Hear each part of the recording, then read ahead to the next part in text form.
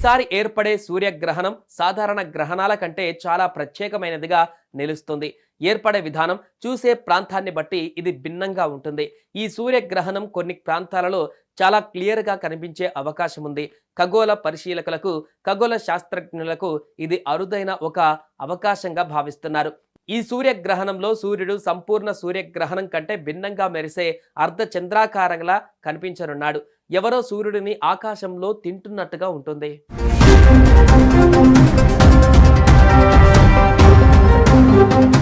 పాక్షిక గ్రహణం వల్ల కొన్ని ప్రాంతాలలో సూర్యుడు దాదాపు 85% వరకు కనుమరుగు అయ్యే అవకాశాలు ఉన్నాయి.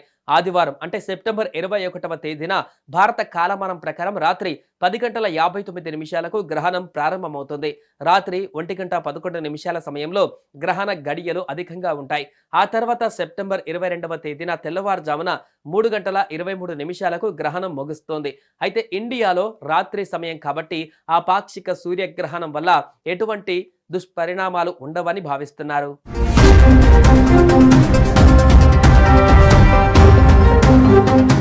అయితే ఇండియాలో ఈ పాక్షిక సూర్యగ్రహణం కనిపించదు. ఎందుకంటే అప్పటి మన వద్ద సూర్యాస్తమయం జరుగుతుంది కాబట్టి మన ప్రాంతంలో సూర్యుడు అస్తమించడం వల్ల ఆ గ్రహణాన్ని నేరుగా వీక్షించలేము.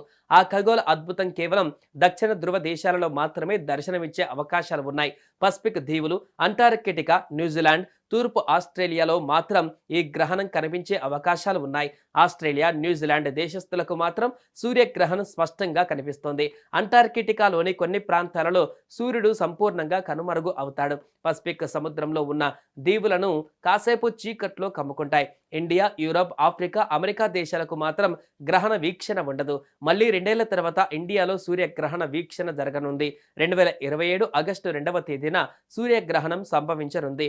ఆ గ్రహణాన్ని భారతీయులు ఖగోళ శాస్త్రవేత్తలు వీక్షించే అవకాశాలు ఉన్నాయి. ఆ రోజున గ్రహణం మధ్యాహ్నం వేళ సంభవిస్తుందన్న నేపథ్యంలో దీన్ని చూసే అవకాశాలు ఉంటాయి.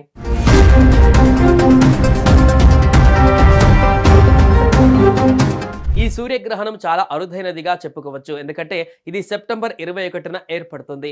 ఈ రోజున ఈక్వినాక్స్ డే అంటారు. ఈక్వినాక్స్ అంటే భూమి మీద పగలు, రాత్రి సమయాలు సమానంగా ఉంటాయి. ఈ గ్రహణం ఈక్వినాక్స్ రోజున జరగడం వలన అద్భుతమైన, అందమైన దృశ్యంతో పాటు ఆధ్యాత్మిక భావనలు కూడా కలిగిస్తుంది. ఈ గ్రహణాన్ని నేరుగా కళ్ళతో చూడకూడదు అని నిపుణులు సూచిస్తున్నారు. సూర్యగ్రహణాన్ని చూడటానికి తప్పనిసరిగా సర్టిఫైడ్ సోలార్ కళ్ళజోడులు లేదా రక్షణ గల టెలిస్కోపులు ఉపయోగించాలి. ఈ పాక్షిక గ్రహణాన్ని దక్షిణార్ధగోళంలో చూడవచ్చు. అక్కడ అందరూ చూడడానికి అన్ని ఏర్పాట్లు చేస్తున్నారు. ఈ సూర్యగ్రహణం కేవలం ఖగోళ శాస్త్రానికి సంబంధించినది కాకుండా విశ్వం పట్ల మన దృష్టిని, ఆలోచనలను మార్చే ఒక ఆధ్యాత్మికమైన, ఆలోచనాత్మకమైన అనుభూతి అని కూడా చెప్పవచ్చు. 2025 సెప్టెంబర్ 21న మరో అద్భుతం కనిపించబోతుంది. సెప్టెంబర్ 7వ తేదీన ఇండియాలో సంపూర్ణ చంద్రగ్రహణం సమయంలో చంద్రుడు బ్లడ్ మూన్ గా కనువిందు చేసిన కొన్ని రోజులకే మరో ఖగోళ అద్భుతం జరగబోతుంది. అయితే కేవలం 19 రోజుల తేడాలో సూర్యగ్రహణం కూడా సంభవించబోతుంది.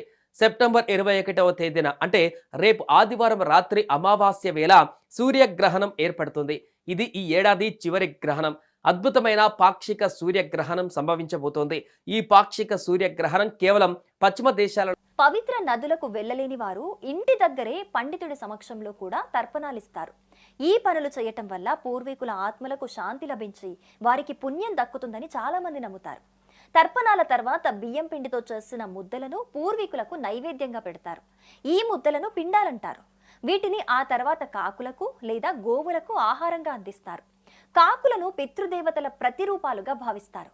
ఈ కర్మలు శ్రద్ధతో, భక్తితో చేస్తేనే మంచి ఫలితం ఉంటుందని పండితులు అంటున్నారు.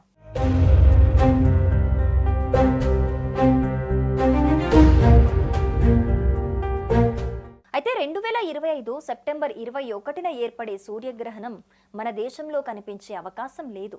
ఇది ప్రధానంగా దక్షిణ అర్ధగోళంలోని దేశాలలో మాత్రమే కనిపిస్తుంది. అయితే గ్రహణం కనిపించకపోయినా జ్యోతిష, ఆధ్యాత్మిక శాస్త్రాల ప్రకారం దాని ప్రభావం ఉంటుందంటున్నారు పండితులు.